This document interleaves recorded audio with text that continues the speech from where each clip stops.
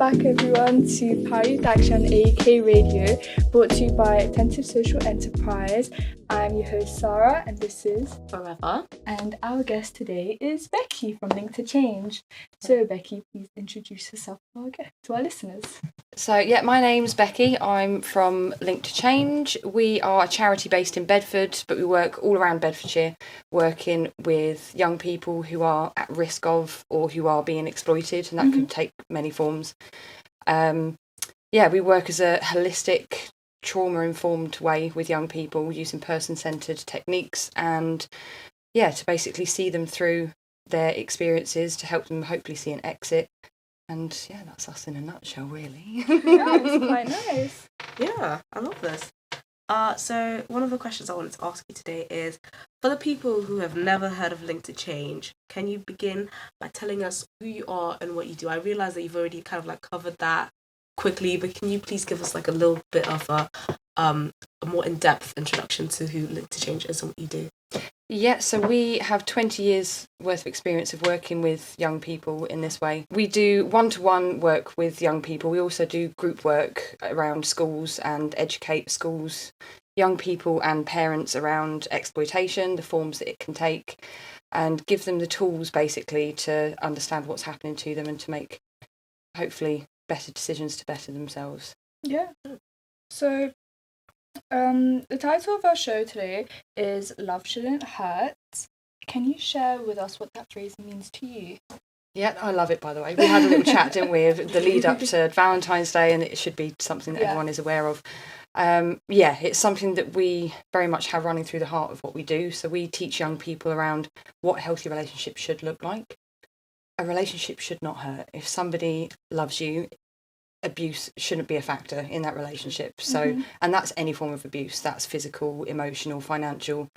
So, it shouldn't hurt. If someone loves you, they need to bring you up, not bring you down. Yeah, I agree. I think it's really important just to remember that, love is love, hate is hate. They're two different things. Yeah. Next question. How do you define exploitation? Because you said before, it can take different forms. So how would you define exploitation in relationships? What would that look like to you? In relationships, it could happen financially. It could happen sexually or criminally, depending on the person's motives. And there's all sorts of varying signs that could happen with that. So with financial, it could be your money is not your money. Very much in control of your money. Drugs may play a part in it as well, especially if it's criminal exploitation, if you're asked to then do things. And just if it comes under sexual exploitation, the person not understanding what consent is, not respecting your body as, as strong, independent women, we need to be respected in that way. I think... Again, this is something I do on a daily basis, but it always seems to leave my brain when I try and explain what I do. Yeah, I agree. It's difficult sometimes, it just slips your mind. Yeah. You've already kind of covered that, but the next question was literally, what are some common warning signs? What are some warning signs that people tend to miss out in relationships, in toxic relationships, but relationships that have exploitation as a factor with them? So it can happen so subtly, as you say, and because it is so subtle, we do miss out on some of these signs that it's going to lead to exploitation. So it could be controlling behaviour, which again could start out really small. So it could be, I'm the only person that understands you. Your friends, your family, they don't understand you like I do. And that, although that might feel quite lovely, and especially if you're yearning for someone to love you in that way, that is a major red flag. If someone is trying to take you away from your support network, then that is a sign. Again, that happens quite subtly, but then it can ramp up as time goes on. Yeah, I think that, especially when it's in that situation where, at the beginning it seems amazing, later on it's really bad. Yeah. Do you think that's the reason why some people find it difficult to leave abusive relationships? Yeah, absolutely. So with abusive relationships, normally what happens is there's a lot of love bombing that happens at the beginning. So you are the best thing ever. I've never loved you. I've never loved anybody like I love you. And, you feel amazing. Who doesn't want to feel amazing? Yeah. But that is how perpetrators groom you, and as time goes on, that's how it then leads into abuse. Once you are invested in that relationship, and then that's where some cracks can start to show. Yeah, that reminds me. I was in tutor because I'm in sixth form right now. They were showing us a video about, you know, exploitative relationships and all of this. And everyone thinks of it as like, oh, that's such a boring subject, you know, let's just talk about something different. But they made us watch a video and it was actually very insightful. It's basically just showing us how a exploitative relationship looks like, what love bombing is.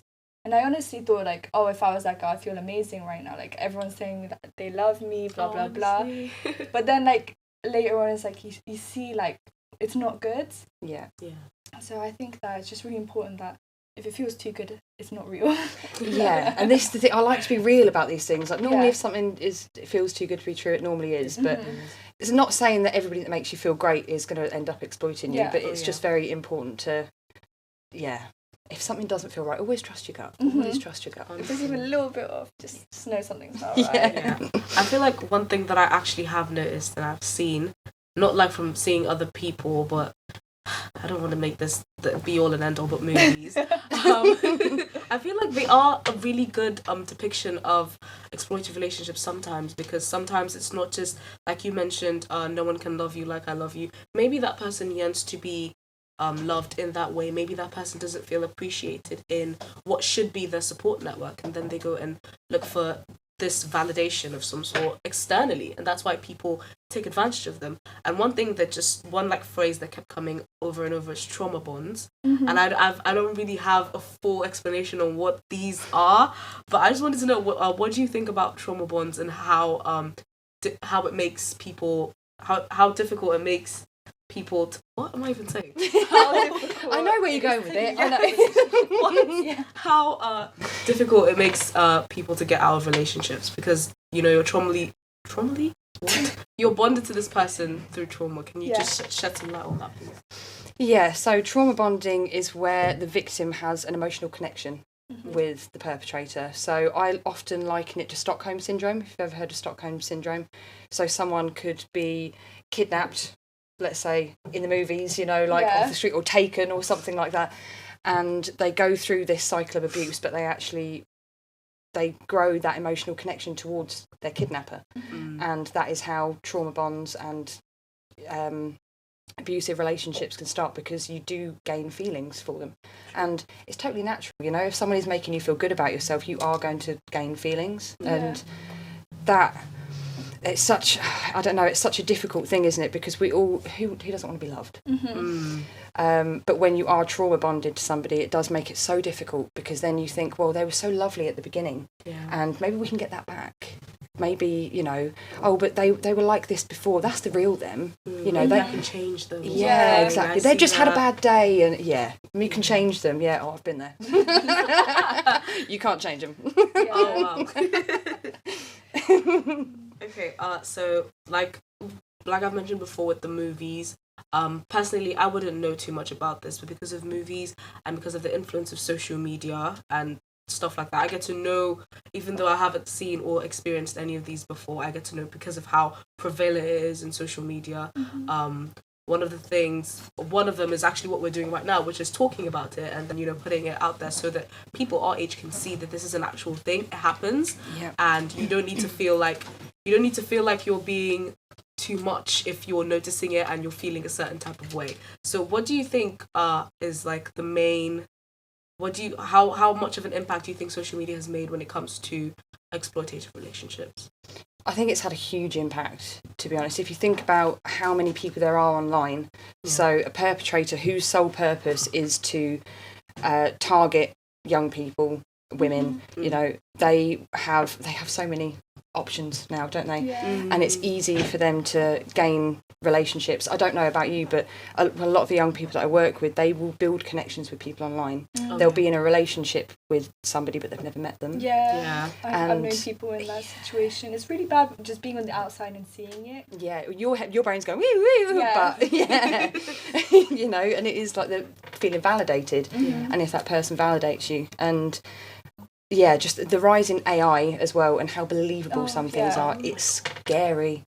Did you see, was it in the news last week or the week before, of the lady who genuinely thought she was in a relationship with Brad Pitt? Oh, I think I've read it somewhere. No. Yeah. It's crazy because it's all the deep face, they can make any picture look real. Yeah, and even videos, and you could, looking closer, you could tell that it wasn't right, but it's just crazy. It's taking videos of himself in a hospital bed, and it did look believable, and this woman, she fell for it. Oh, wow. But it is scary because you can literally have any kind of persona that you want and change yourself to fit that persona. It is very scary. Yeah, it's like you never know who's on the other end. No. Freaks me out. I'm just, what? Yeah, it's crazy, isn't it? And sextortion has been talked about a lot in the media over the past few months. So that's gangs who are contacting young people, getting them to send explicit images of themselves, then demanding sometimes thousands of pounds or dollars, or to then not spread those pictures widely to their family, their friends. Oh my gosh. Yeah, it's crazy. It's and like blackmail. It is. Oh my god. Yeah. No, I haven't heard of that, but now it's Yeah. now it's going to be in Sextortion, like my brain thinking, oh my gosh. Oh my god. Yeah. But that's crazy. Social media is like really huge nowadays, and you can see like all the negative effects to it now too, can't you? Yeah, you can. And I'm not saying it's just young people, but even adults can fall for some of this, because some of it is believable. And it's literally, everyone's got a phone. Anytime you want to access anything and it's there, it is crazy. Yeah. It's great, but it's crazy. I've seen situations where people go on like Tinder dates. I've seen like videos of people making like TikTok and stuff, like going on my Tinder date. Yeah, and even that in itself is scary. So you're meeting a stranger that you've been talking to online. They could be anybody. Yeah. They You're could meeting them alone at a restaurant. You don't know this person. Mm-hmm. They could put something in your drink. They Oh could. my You never know goodness. that person's intentions. So it is. But it has become so normalised, hasn't it? Yeah. With meeting people online and then meeting them in person. But I think it's like the most common way for people to meet nowadays. Yeah, I think so. And that's like really strange because I kind of back in like my parents' days, like I don't think that was very common. No. Yeah, but now it's different, isn't it? Who do you think are like the most vulnerable groups to like suffer from exploitation, relationships, and stuff like that? Yeah, so anybody can be exploited, but there are, as you say, there are people that may be a little bit more vulnerable. So someone that has had a lot of adverse childhood experiences, so they may have turbulent upbringing, the home life isn't stable, so they are, you said it earlier, when you're seeking validation from elsewhere, that can put some people at massive risk because any attention can be good attention, even if that's negative. Yeah. Anybody who's neurodiverse, they can also be at risk. Children in care, unfortunately, and perpetrators can pinpoint these vulnerabilities in certain people, and they will prey on those, unfortunately. So yeah, the list is exhausting, but it's the only thing that's coming to my brain right now. No, but it's good to shed some light on it. So I know if I know anyone like that, I'll make sure to keep an eye on them, just in case. I think it's crazy because you just mentioned like people with I call them ACUs. I know this because I did an EPQ on it. I did an EPQ on something similar, so I'm aware of, the adverse childhood experiences and positive childhood experiences. But just on that note, I wanted to ask quickly, because most of the time people feel like when you're in an exploitative relationship, if I leave, he's gonna hurt me. He knows where my family is. What resources do you think are available for people who are currently going through an exploitative relationship?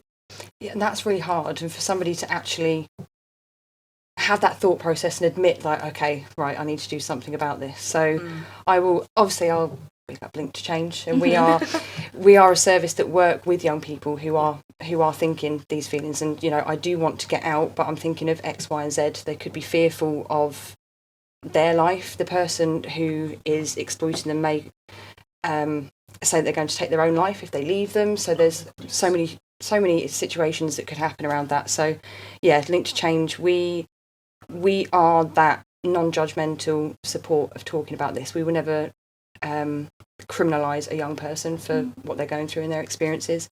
So we will then signpost over to other services that they might need, any form of counselling, because that's a huge part of then coming to terms with what's happened to you. That I think counselling, I'll always pick up counselling.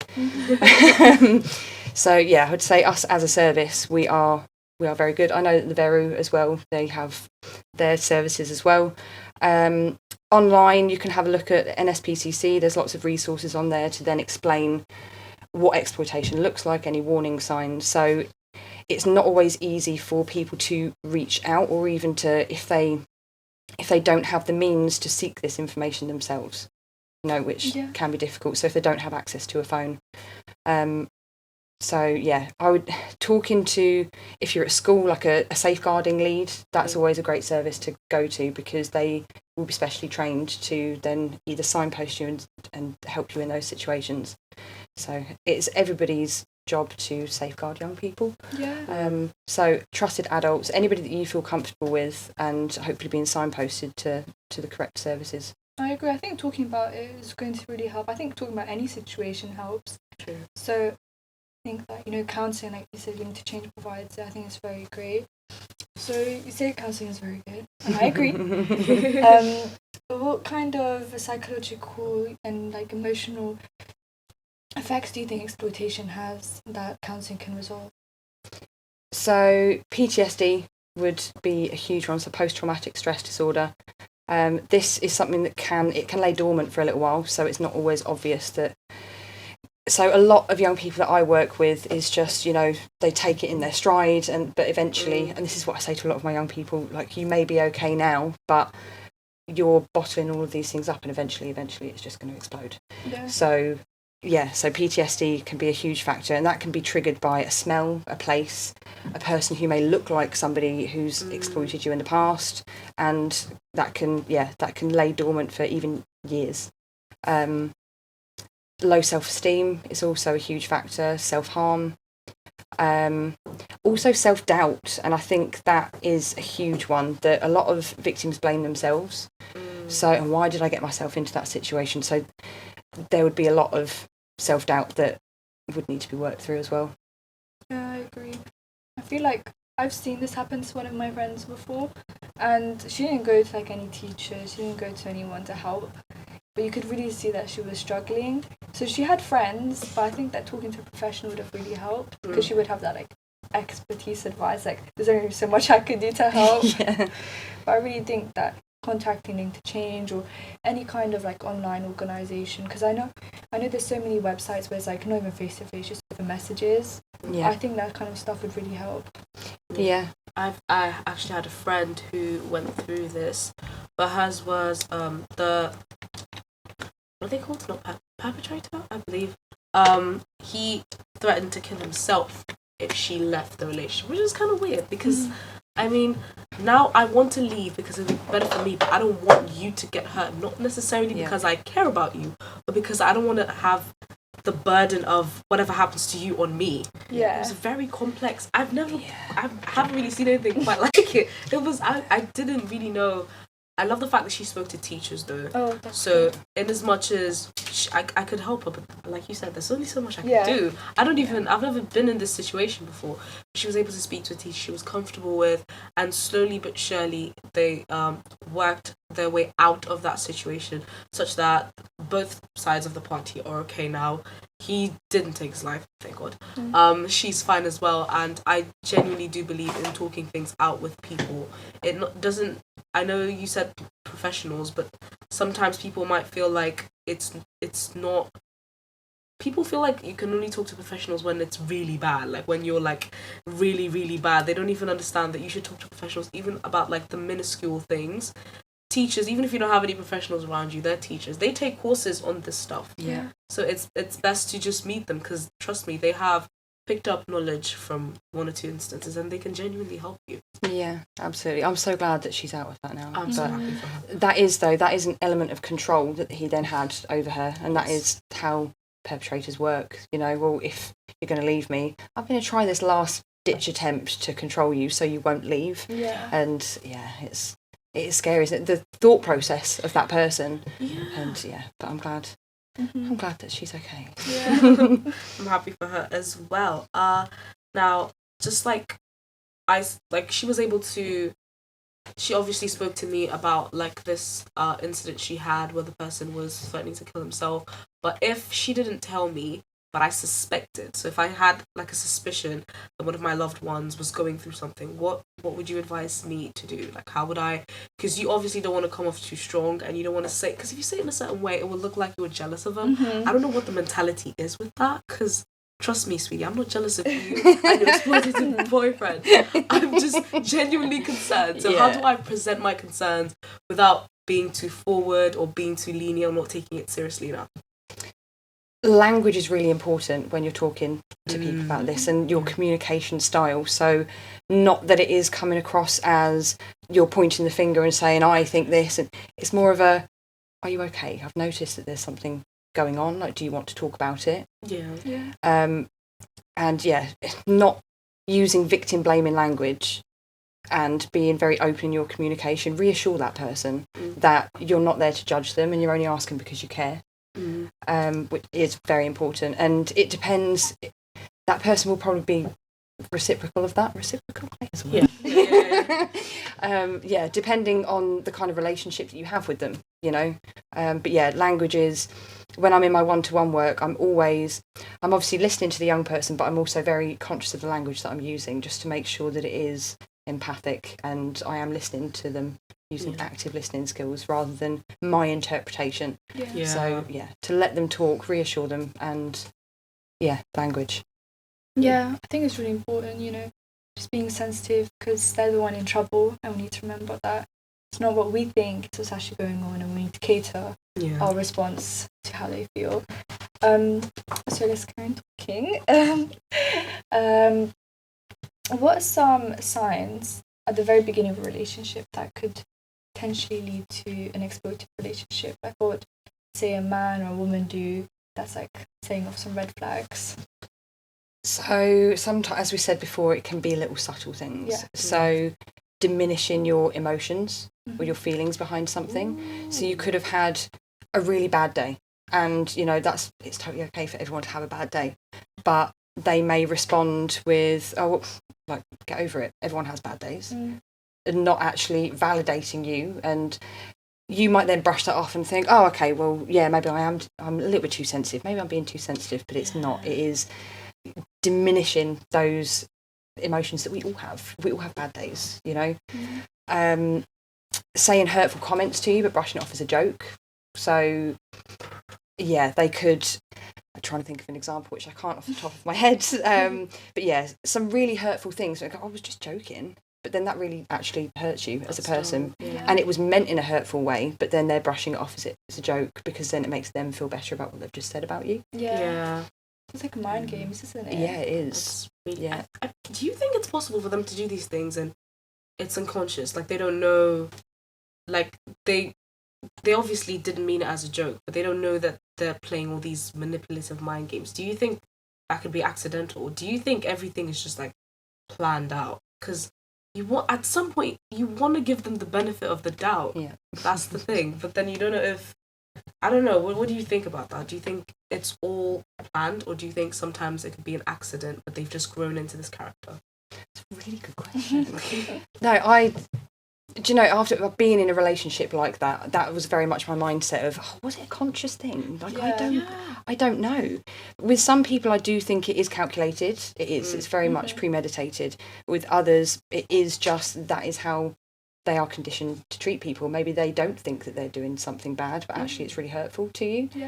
But that is still a red flag. Like, even if they're doing it consciously or subconsciously, it's still not okay, And looking back now, I wish I'd have gone, oh, okay, no, it's consciously or not, it's still not okay, But that's good. And I kind of toy with those ideas of, I don't know, but I think it depends on the person and their motives when they set out, really. What are some common myths or misconceptions that need to be debunked about exploitative relationships? So the first thing that springs to mind, which I do actually sometimes have to pull other professionals up on, that, they've chosen this lifestyle. They're a bad kid. Oh, look at their background. No wonder they've turned out the way they are, which is all victim blaming language. So I hate when those phrases are used, especially because there's been a lot of knife crime and stuff in the news recently, and the way that they are depicted is quite sad. Unfortunately, people that have experienced sexual exploitation as well, so a trauma response can be over-sexualized behaviour, and that is then looked upon as a negative thing, that people don't understand that that's a trauma response and just think, well, that can't have happened to you then. If you're doing that doesn't make any sense.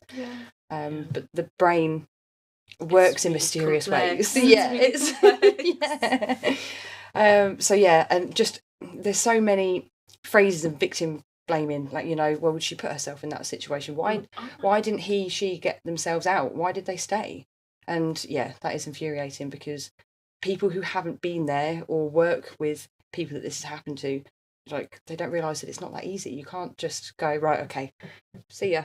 If only it were that easy, but it's not. Yeah, I feel like it's like a very, very delicate situation. Not everyone understands what's going on inside. I feel like sometimes it's not just you want to leave. I mean, if it was easy to just get up the next day and be like, okay, Todd, I'm just gonna call him Todd. Bye. I'm just gonna call him Todd. Bye. It's not like that, because what if like 2 months down the line you see him at a supermarket? You're gonna be like, oh, him. Oh, no. What do I do? I need to hide behind this bag of beans. I don't know. But then it's really weird, because you feel like, especially if you want to leave that sort of relationship, romantic or not, you feel like you want to end things in a partially good way, so that when they see you next, or whenever you accidentally clash into each other, you're not scared of, oh my god, I need to walk in crisscross directions so he doesn't know where I live, so he doesn't find me, so he doesn't do this, so he doesn't do that. Things like that are some of the like basic reasons why it might be harder to get out of those relationships, because you don't really know what's going to happen afterwards. I mean, I've watched TV. I've watched TV about all these murder mysteries. It's he killed his ex-girlfriend because she broke up with him and they didn't end things on good terms. Things like that can be scary, and it will start from exploitative relationships where he's always telling her, not validating her feelings. If she had a rough day, you don't care about that. There are better things to do with your time than to settle for that person's mental health and mental well-being. So because of that, people might say, oh, I don't want to leave this relationship in a bad way, because what if I end up like that girl on the news whose ex-boyfriend killed her? Things like that. Absolutely. And then sometimes when people leave, they're then sucked back in again as well, then the cycle begins again. So yeah. And I watch the same, even though I have a really tough job, and I go home and watch things like this as well. I just, why do I do it to myself? But yeah, absolutely. You don't want to then be another number. You don't, this could happen. So there's a lot of fear behind it, and that a lot of people don't understand how difficult it is and how strong you have to be to get yourself out of those situations, and have the right support network around you. Yeah. Oh, now that you speak about support networks, actually, what do you think parents, teachers and friends can do to help people? Because like you said before, if you've noticed it, and you've noticed it in a loved one, or like in someone that you care about, how do you help them get out of it? Now, as someone who should be that person's support network, so you're a parent, you're a sibling, you're a friend, you're a teacher, what would you suggest that we do as people to help other people that we know are in this and are struggling? They want to get out, but they're struggling to get themselves out of it. So I think education is key with this. So most people that are being groomed and exploited, they don't understand they are, and sometimes it takes an outsider to actually say, this is what's happening, I've noticed this. And so it is around education. You can give people the tools to notice these little things and to realise the situation that they're in. We do group work in schools, for example, and assemblies and things, to give young people the tools to go, oh, okay, maybe that's not right. But I always thought that was okay. And I've had young people come up to me afterwards and say, oh, I never realised that was actually exploitation, and I've experienced that, or I know somebody that is going through that. So yeah, it goes back to the communication as well, keeping that communication open with people, and educating so they understand and then feel validated, that people see that they're in that situation. That makes sense. I agree. So and tell me, what advice would you give to someone who's listening right now if they were unhealthy or exploitive relationship? I would say do not ignore any red flag. Like a red flag, no matter how small it is still a red flag. And again, like in my younger days, I fell victim to that, and I was like, oh no, it's just a little thing. But actually, those can then lead to bigger things over time. Don't ever let anybody invalidate how you feel about something. Your feelings are your feelings. And somebody that can't then see your side of things with those feelings, that's really unhealthy. Any little warning signs, just pay attention to those, because actions speak louder than words. Somebody could say that they may have done something really bad to you and then gone, oh, I'm really sorry, it won't happen again, which is all well and good saying that, but then it happens again. So watch those actions, don't watch those words, because anybody can say anything to try and manipulate you, but their actions say something completely different. I agree. I think looking out for actions is a lot more, like, I feel like it's harder also, because when someone says something to you, you're more inclined to believe it. Maybe that's just how I am. If someone tells me something enough, I'm going to believe it. But I think it's really important just to remember, look at what they do. I think it's important to focus on people's actions as well. I've never actually thought about it like that, because they'll say something and they'll do something that doesn't match with what they've said. Not necessarily the opposite, but it doesn't match. Does that make sense? Yeah. So let's say, for instance, you guys plan to wear, I don't know, what instance am I going to get? Okay, white shoes, okay, and you guys have been planning this for months, and it's like, on this date, we're gonna wear white shoes, and he's been telling you, yeah, we're gonna wear white shoes, we're gonna look so amazing together in our white shoes, and then he turns up on the day in cream shoes. Cream is not white, okay? Cream is not white. I don't care what you say. Cream is not white. And then now you guys are over there having a little argument. It's like, but you said you were gonna. It's like, yeah, but then this was the only shoe that happened. But why didn't you tell me before? Because we were planning this. It's all, I don't know. I feel like you have to watch people's actions. And in as much as I don't want to advise you to care too much about what other people think, when people give you warnings or when people notice things and tell you, I think it's really important that you pay attention to those things as well. Don't believe them word for word. I mean, obviously you wouldn't want to, but it's good to actually notice that, oh, you mentioned that is true, I am seeing that, like I'm seeing it now, I wasn't seeing it before, but because of what you said, I'm noticing that as well. So be open to what people have to say as well. I feel like that's a really big thing. I also think that there's a lot of people similar to me. Like, I'm a very trusting person. So if someone tells me something, I'm not going to think, okay, I believe you, but like, what, I'm going to watch you to make sure that I believe you. I'm just going to be like, okay, I believe you, you know, I'm just going to trust them. But I think that would make me more likely to become a victim. So I think that, you know, try being less trusting. I need to work on that myself. I haven't been a victim to any of this kind of stuff, but I guess try not being too trusting. It's a great trait to have, it is, but then unfortunately you will get people that will exploit that. But yeah, it is. You want to believe people, don't you? You do. You'd like to think, oh, this person would never lie to me. Like, who does that? Who lies? Because I don't know about you, like, I don't, unless a little white lie of, you know, that's not. I say to my friend that I don't want to go out tonight because I'm not feeling very well, but I actually don't want to go anywhere. I don't think we should class that as a lie. No. I just want to go to bed. Yeah, but it is. We do want to believe people, but it's just, picking up on certain behaviours that make you think, oh, okay, maybe I shouldn't trust them. And if your gut is trying to tell you something, it's normally right. So what kind of advice would you give to someone who is trying to gain their independence back?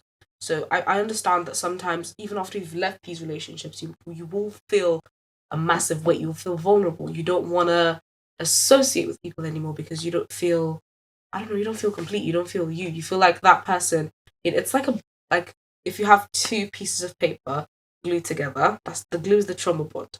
Okay, walk with me. The glue is the trauma bond, and then you pull them apart. There's obviously still pieces of each other left on. Does that make sense? I love that. That's really good. I don't know how else to say it. That's a great analogy. No, I love it. That's what my head is explaining now. So there's still bits and pieces of each other from. Okay, so there's still scars, obviously, because you were once with that person, and it will take some time for those scars to heal. Maybe you will need some sort of sandpaper, the sandpaper of life, to sand it all out and make you smooth again. But what advice would you give to people who are still they're trying to find their feet after leaving, how would you tell them to be trusting but not too trusting? Like, how would you tell them that it's okay to try but don't dip your feet too far deep into the water? I don't know. But like, what advice would you give to people who are trying to find their feet and find their independence? It's incredibly hard because each individual is different. It depends on your support network. Like, have you got, some people don't have parents or carers around them. Some people don't have a good network of friends, which can then make it even harder for situations like this. Which, yeah, that is just an incredibly hard situation, and which is why people then get themselves back into the cycle. Unfortunately, you will always have, like, the sandpaper of life will smooth those things out, but it won't ever fully get rid of them. Yeah.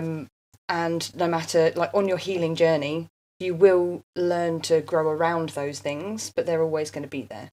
Yeah. And this is what I say to my clients, that, you know, your trauma is your trauma, that you learn to grow around it, as opposed to letting it consume you so much anymore. So yeah, it is very difficult because it does depend on people's support networks. So if you do have that support around you, make sure you surround yourself with people who are going to validate you, keep you safe. If not, there are other services that you can contact. And if someone, you know, there's domestic abuse helplines as well, domestic abuse housing, for safe spaces and things like that. So if things do, talking from personal experience, and I ended up homeless because of a situation that I had to leave, and never saw my life ever getting any better, and that was an incredibly difficult position, but thankfully I did have that support network around me. You know, I had family and friends, and I would just say to lean on people. If you need to lean on people. Call any services that you might need to make yourself feel safe, even if that's that. It's getting late.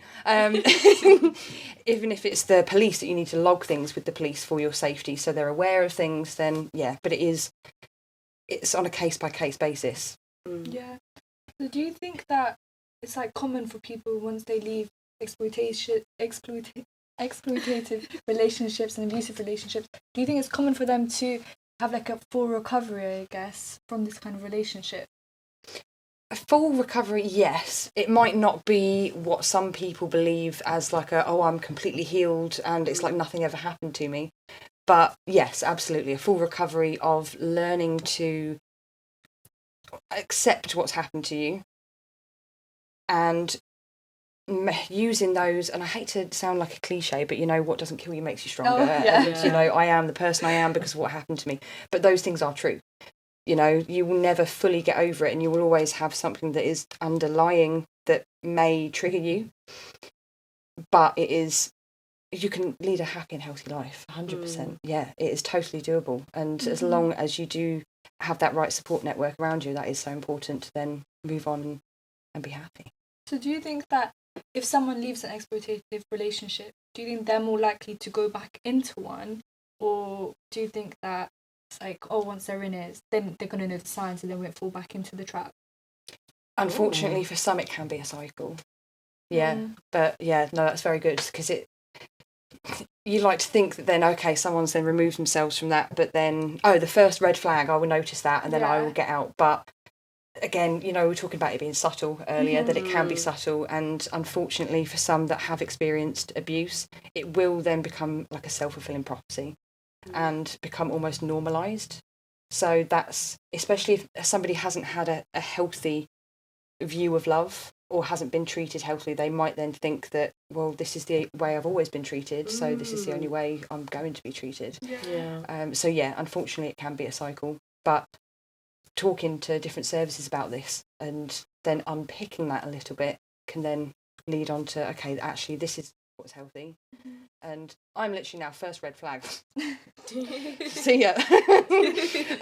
But yeah, sometimes it's not as easy as that, because it's not always that obvious. But yeah, no, it's a good question, because it can unfortunately be a cycle. Yeah, because I've seen that in like different movies and series that I'm watching. Like in season 1, she's with a toxic boyfriend. Season 2 is a break. Season 3, she's back with another guy like that. So like what I've seen, it seems like it's like a cycle. But I've also seen circumstances like, they got out of it and now they've got like an amazing family and a good support system. So I think it's like, it just depends on what kind of people you have around you, and like the circle you run with. And sometimes they just leave and just never come back to relationships again. Just like, oh yeah, I'm done. Yeah. And that's when the person who was meant to fall in love with her all along is going to swoop in out of nowhere. I'm telling you, this is the way it works. If only it happened like the movies, right? Yes. Just become like a crazy dog lady. I think that's the best way forward, to be honest. Okay, we are actually in the final minutes of. I can't even believe it's the final minutes. It doesn't feel like an hour, but sure. Yeah. It feels we're in the final minutes. So, what is a powerful message you'd like everyone to hear, and especially every survivor of a toxic relationship to hear? What's one final, like, what's your final message? What would you like them to know right now? It's not your fault. It never was your fault. You didn't ask for this, and abuse is abuse. That we were saying, you know, the self-doubt and things earlier, that it's, you may hold some guilt for that, or but I may have triggered them in that way, or it was never your fault. Never. The situation, love shouldn't hurt, right? Yeah. I agree with that completely. VERU, do you have anything to share? I don't even. Just watch more movies. Look, I don't watch more movies. I don't really know too much about the subject. From what I've seen, what she said is completely right.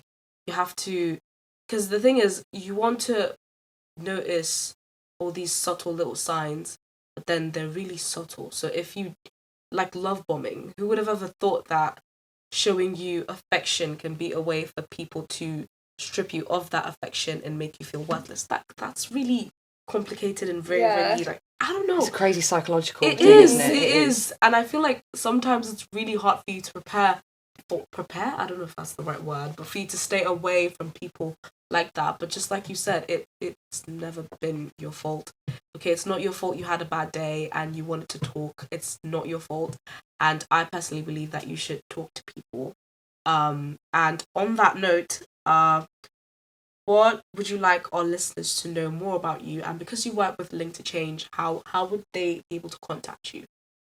So we do have a website, which is www.linktochange.org.uk, and on there we have information about our services. We also have referral forms, and there's a contact number on there to contact the office if you want to talk to somebody about your experiences and if you would be accepted into our service through a referral form.